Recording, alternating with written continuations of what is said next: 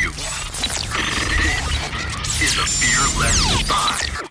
Atychiphobia, or as it's more commonly known as the fear of failure, is probably one of the most common fears I've come across personally in working with athletes and counseling friends and family. It's a very complex fear, and it can be caused by any number of things.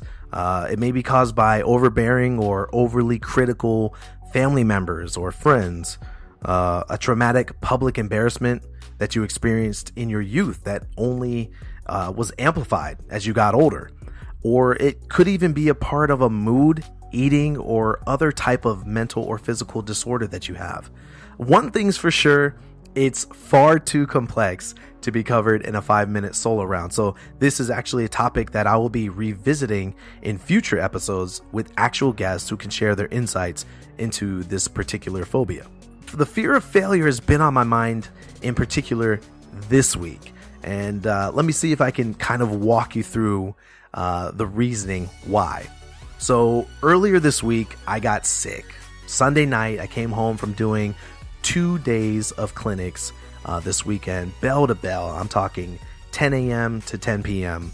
And, I was dog tired driving home. I felt, a little scratchy in the throat. And sure enough, by Monday morning, full blown sick. And Monday afternoon, I was just down. And then it hit me. I think I woke up from my first nap and I was like, crap, I don't have an episode recorded this week. And I'm sick. And normally when I get sick, I'm down for the whole week. So I was like, crap, now I got to get up and record an episode sick. And I was like, but what if I can't? What if I physically can't record an episode? That means that I would miss a week. And that means that I would not, I'd be letting people down. I'd be letting myself down mostly because a big part of me setting out to record this podcast was a personal journey. And I'm going to touch on that more in a second.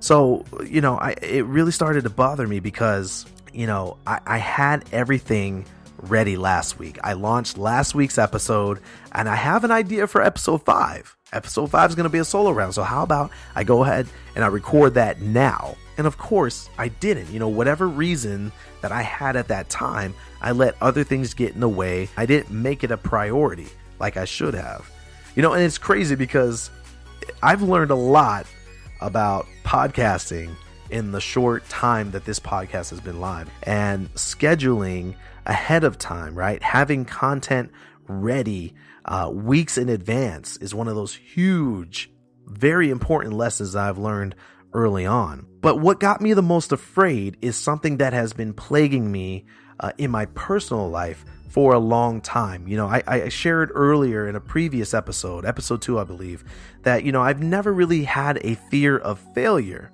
I've been blessed to have the love and support of a lot of people in my life that have encouraged me in spite of making mistakes and failing. They've encouraged me to try new things and not be afraid of hitting a wall or hitting a stopping point and saying, you know what, you gave it your best. You tried. Don't be afraid of just trying. I failed publicly many times in the many endeavors that I've set out to accomplish in the multiple careers that I've had thus far.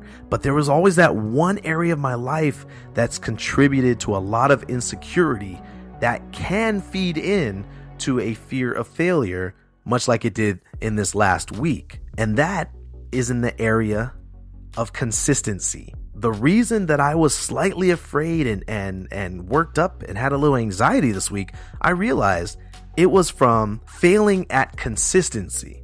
And as I was saying, a big part of doing this podcast was to challenge myself to be more consistent with things that I set out to do. Something that has not necessarily been my strongest skill set in my personal life and my professional life, in years past.